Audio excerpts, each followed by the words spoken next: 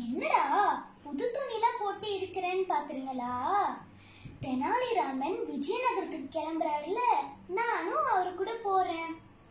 பாவம் தெனாலிராமன், ராஜகுருவோட சூழ்ச்சி தெரியாம அவரும் விஜயநகரத்துக்கு கிளம்பிட்டாரு. ராஜகுருவை தெனாலிராமன் எப்படி பாப்பாரு? அப்படி பார்த்தா ராஜகுரு தெனாலிராமன் கிட்ட என்ன சொல்லுவாரு? நான் கிளம்பிட்டேன், நீங்களும் கிளம்புங்க, எல்லாரும் போய் பாப்போம்.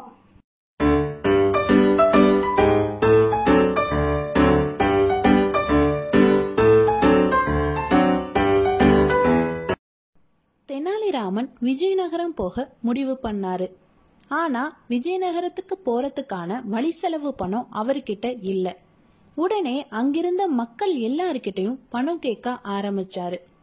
எல்லாரும் சோளமாகவும் கம்பாகவும் கொடுத்தாங்களே ஒழிய பணம் யாரும் கொடுக்கவே இல்லை. அங்கிருந்த செல்வந்தர் ஒருத்தர் தெனாலிராமனோட வறுமை நிலையை உணர்ந்து தன்னால் முயன்ற கொஞ்சம் பொற்காசுகளை தெனாலிராமனுக்கு கொடுத்தாரு. தெனாலிராமன் தன் வீட்டில் இருந்த தட்டுமுட்டு சாமான்களை விற்று வழி செலவுக்கு கொஞ்சம் பணம் சேகரிக்க ஆரம்பிச்சாரு. அங்கிருந்த மக்கள் எல்லார்கிட்டையும் தனக்கு ராஜகுரு இடத்திலிருந்து ஓலை வந்திருப்பதாகவும் விஜயநகரம் உடனே கிளம்புவதாகவும் சொன்னாரு. மக்கள் எல்லாரும் தெனாலிராமனை எல்லை வரை போய் சந்தோஷமா வழி அனுப்பி வச்சாங்க. தெனாலிராமனும் பயணத்தை சந்தோஷமாவே தொடர ஆரம்பிச்சாரு. தெனாலிராமனுக்கு பயணத்தின் ஆரம்பத்துல இருந்த சந்தோஷம் கொஞ்சம் கொஞ்சமா குறைய ஆரம்பிச்சது. விஜயநகரம் தெனாலியில இருந்து பல காத தூரம் இருந்தது. குதிரையில போனாலே அங்கு போய் சேர 1 மாத காலம் ஆகும். ஆனா தெனாலிராமனோ தன் மனைவி மக்களோட கால்நடையாக பயணப்பட்டாரு. அது கோடைக்காலம் என்பதால உணவுக்கும் நீருக்குமே ரொம்பவும் கஷ்டப்பட்டாரு. தான் தவறான முடிவு எடுத்துட்டோமோ அப்படின்னு நினைக்கிற அளவுக்கு அவருக்கு பல கஷ்டங்கள் வந்துச்சு. ஆனா பாதி பயணம் முடிஞ்சதும் திரும்பவும் தெனாலிக்கு போறது அவ்வளவு நல்லதாக இருக்காது. எல்லாமே அந்த காளியோட விளையாட்டாதான் இருக்கணும் அப்படின்னு நினைச்ச தெனாலிராமன் மேற்கொண்டு பயணத்தை தொடர்ந்தாரு. போற வழியில இருந்த ஒரு காட்டு பாதையில தன் குடும்பத்தாருடன் ஓய்வு எடுத்து கொண்டிருந்தாரு. அந்த நேரம் ஒரு மாட்டு வண்டிக்காரரும் தெனாலிராமன் இருந்த அதே இடத்துல ஓய்வு எடுக்க வந்தாரு. தெனாலிராமனோட நகைச்சுவை பேச்ச கேட்டு கேட்டு சிரிச்சுக்கிட்டே இருந்த மாட்டு வண்டிக்காரர் தான் விஜயநகரத்துக்கு போற பாதி வழி வரையிலும் போறதாவும் அந்த வண்டியில தெனாலிராமனும் குடும்பத்தாரும் ஏறிக்கணும்னு கேட்டாரு. அவரு தெனாலிராமனிடம், தெனாலிராமா, நான் விஜயநகரத்துக்கு போகல, ஆனா விஜயநகரத்தோட பாதி வழி வரையிலும் போவேன். நீங்க இந்த வண்டியில ஏறிக்கலாம். ஆனா போகும்போது எல்லாமே நகைச்சுவை கதைகளா சொல்லி என்ன சிரிக்க வச்சுக்கிட்டே இருக்கணும் அப்படின்னு அவர்கிட்ட கேட்டுக்கிட்டாரு. உடனே தெனாலிராமன், ஐயா, கரும்பு தின்ன கூலி வேணுமா? கண்டிப்பா நான் செய்யறேன், ரொம்ப நன்றி அப்படின்னு அந்த வண்டியில ஏறி பயணம் செய்ய ஆரம்பிச்சாங்க. 10 நாள் பயணத்துக்கு அப்புறம் அந்த வண்டிக்காரர் தெனாலிராமனை ஒரு இடத்துல இறக்கி விட்டு தெனாலிராமனுக்கு கொஞ்சம் பொற்காசுகளையும் பரிசாக கொடுத்தாரு. வண்டிக்காரருக்கு நன்றி சொல்லிட்டு தெனாலிராமன் விஜயநகரம் வந்தாரு. விஜயநகரத்தின் மாட மாளிகைகளையும் கூட கோபுரங்களையும் பார்த்த தெனாலிராமனுக்கு ரொம்பவே ஆச்சரியமா இருந்தது. விஜயநகரத்தின் செல்வ செழிப்பை பார்த்து ரொம்பவே ஆச்சரியப்பட்டாரு. உடனே தன் மனைவியையும் மகனையும் ஒரு சத்திரத்துல தங்க வச்சுட்டு அங்கிருந்த வேலையாளிடம், ஐயா, ராஜகுருவோட மாளிகை எங்க இருக்குன்னு சொல்ல முடியுமா அப்படின்னு கேட்டாரு. உடனே அந்த வேலையால், என்னையா, உன்னை பார்த்தா சாதாரண ஆளு மாதிரி இருக்க, நீ ராஜகுருவை கேக்குற அப்படின்னு கேட்டாரு. உடனே தெனாலிராமன், ஐயா, அவர் மங்களகிரிக்கு வந்திருந்த பொழுது அவரோட நான் உரையாடி இருக்கேன். அவருதான் விஜயநகரம் வரும்போது தன்னை கட்டாயம் பார்க்கணும்னு என்கிட்ட சொன்னாரு. என்ன அந்த மாளிகைக்கு உங்களால கூட்டிட்டு போக முடியுமா அப்படின்னு தெனாலிராமன் கேட்டாரு. உடனே அந்த வேலையால், அதோ அந்த பக்கம் போனேன்னா ராஜகுருவோட மாளிகை இருக்கு, அங்க போய் பார்த்துட்டு வா அப்படின்னு வழி அனுப்பி வச்சார். மனதில் ரொம்ப சந்தோஷத்தோட தெனாலிராமன் ராஜகுருவை பார்க்க வந்தாரு. ராஜகுருவின் மாளிகையை வந்தடைந்த தெனாலிராமன் அங்கிருந்த வேலையாள் கிட்ட தன்னை அறிமுகப்படுத்தி தான் வந்த காரணத்தையும் சொன்னாரு. உடனே அந்த வேலையாள் ராஜகுருவை பார்த்து, ஐயா, உங்களை பார்க்க தெனாலிராமன் ஒருத்தர் வந்திருக்காரு அப்படின்னு சொன்னாரு. தெனாலிராமன்ற பேரை கேட்டோனே ராஜகுருவின் முகம் மாற தொடங்குச்சு. அவர் வேலையாள் கிட்ட, அப்படி யாரும் எனக்கு தெரியாது, உடனே அவரை கழுத்தை பிடிச்சு வெளியில தள்ளு அப்படின்னு சொல்லி அனுப்பிச்சாரு. வேலையால் தெனாலிராமன் கிட்ட வந்து, ஐயா, உங்களை அவருக்கு தெரியாதான், உங்களை வெளியில அனுப்ப சொல்லி எங்களுக்கு உத்தரவு போட்டிருக்காரு அப்படின்னு சொன்னாரு. இதை கேட்ட தெனாலிராமனுக்கு ஒரு நிமிடம் மூச்சே நின்னு போச்சு.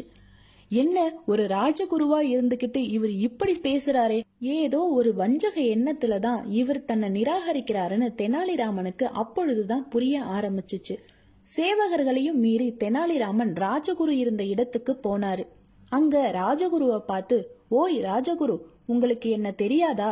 மங்களபுரிக்கு வந்திருந்த பொழுது நான் என்னோட லிங்க புராணத்தை உங்ககிட்ட காமிச்சனே, உங்களுக்கு இரவும் பகலும் பணிவிட செஞ்சனே, என்ன உங்களுக்கு நினைவில்லையா அப்படின்னு கேட்டாரு. உடனே ராஜகுரு, உன்னை யாருன்னே எனக்கு தெரியல, நீ தெனாலிராமன் மட்டும் எனக்கு எப்படி தெரியும் அப்படின்னு சொன்னாரு. இதை கேட்ட தெனாலிராமனுக்கு ரொம்பவும் அதிர்ச்சியா இருந்துச்சு. ஒரு பெரிய ராஜகுரு எதுக்காக தன்மேல் இவ்வளவு பொறாமை உணர்ச்சி கொண்டுள்ளாருன்னு அவருக்கு ஒண்ணுமே புரியவே இல்லை. மிகவும் குழப்பத்தோட அங்க நின்னுகிட்டே இருந்தாரு. அங்கிருந்த சேவகர்கள் கிட்ட ராஜகுரு, இவனை உடனே வெளியில தள்ளுங்க அப்படின்னு உத்தரவிட்டாரு. சேவகர்கள் எல்லாரும் சேர்ந்து தெனாலிராமனை வெளியில அமிச்சாங்க. அடுத்து என்ன பண்ண போறோன்னே தெரியாம அரண்மனை பக்கமா தெனாலிராமன் உலாவிக்கிட்டு இருந்தாரு. அப்பொழுதுதான் தெனாலிராமன் ஒரு விஷயத்த கவனிச்சாரு. கூட்டம் கூட்டமா மக்கள் அரண்மனைக்குள்ள போய்கிட்டு இருந்ததை கவனிச்ச தெனாலிராமன் அந்த மக்களுடனேயே அரண்மனைக்குள்ள போனாரு. அங்க இருந்த இருக்கையில அமர்ந்தாரு. அரண்மனையில கலைஞர்களும் கவிஞர்களும் விவாதத்துல ஈடுபட்டுக்கிட்டு இருந்தாங்க. இவர்களுக்கு நடுவுல ராஜா கிருஷ்ணதேவராயர் மிகவும் கம்பீரமா உட்கார்ந்திருந்தாரு.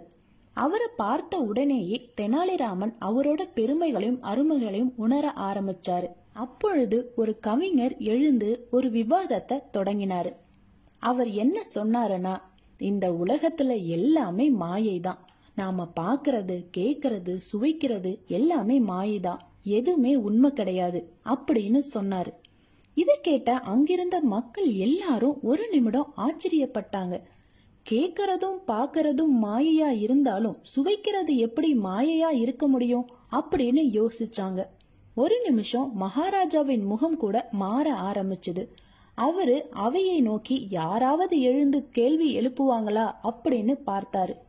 ராஜகுருவை அவர் பார்க்கும்போது ராஜகுரு தலை கவிழ்ந்து கீழே நோக்கி கொண்டிருந்தாரு. இதனால ராஜாவுக்கு ரொம்பவுமே தர்ம சங்கடமான ஒரு நிலை உருவானது. அப்பொழுது கூட்டத்திலிருந்து திடீர்னு தெனாலிராமன் எழுந்து, ஐயா, இதற்கான விளக்கத்தை நான் சொல்லலாமா அப்படின்னு கேட்டாரு. அங்கிருந்த மக்கள் எல்லாரும் தெனாலிராமனை பார்த்த உடனேயே இவர் வெளியூர்காரர் அப்படின்னு உறுதிப்படுத்திக்கிட்டாங்க. உடனே அரசர் தெனாலிராமனை பார்த்து, என்ன விளக்கமா இருந்தாலும் பயப்படாம சொல்லு அப்படின்னு சொன்னாரு. உடனே தெனாலிராமன் அந்த விவாதத்தை முன் வச்ச கவிஞர் முன்னாடி, ஐயா, சுவைப்பது எப்படி மாயையா இருக்க முடியும் அப்படின்னு கேட்டார். உடனே அந்த கவிஞர், மாயைதான், நாம கேட்கறது, பாக்குறது, சுவைக்கிறது எல்லாமே மாயைதான் அப்படின்னு திரும்பவும் சொன்னாரு. உடனே தெனாலிராமன் அரசரை பார்த்து, அரசே, இங்க இருக்க மக்கள் எல்லாருக்கும் அறுசுவை உருந்து ஏற்பாடு பண்ணுங்க, ஆனா இவருக்கு மட்டும் எதுவும் கொடுக்காதீங்க, நாங்க சாப்பிடறத பார்த்தே இவரு அவர் வயிறை நிரப்பிக்கட்டும் அப்படின்னு சொன்னாரு. உடனே அங்கிருந்த எல்லாரும் பயங்கரமா சிரிக்க ஆரம்பிச்சாங்க. அரசரும் சிரிக்க ஆரம்பிச்சிட்டாரு. அரசருக்கு தெனாலிராமனை ரொம்ப பிடிச்சு போச்சு.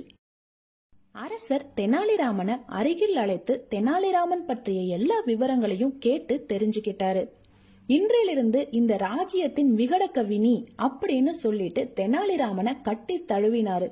தெனாலிராமன் மனதுல இது எல்லாமே காளியோட விளையாட்டு தான் அப்படின்னு நினைச்சு ரொம்பவும் சந்தோஷப்பட்டாரு. அங்கிருந்த அவையோர் எல்லாருக்கும் தெனாலிராமனை ரொம்பவே பிடிச்சு போச்சு. ஆனா ஒருத்தருக்கு மட்டும் தெனாலிராமன் இத்தனை புகழ் வாங்குறதுல விருப்பமே இல்லை. அவரு வேற யாரும் இல்ல, நம்ம ராஜகுருவே தான்.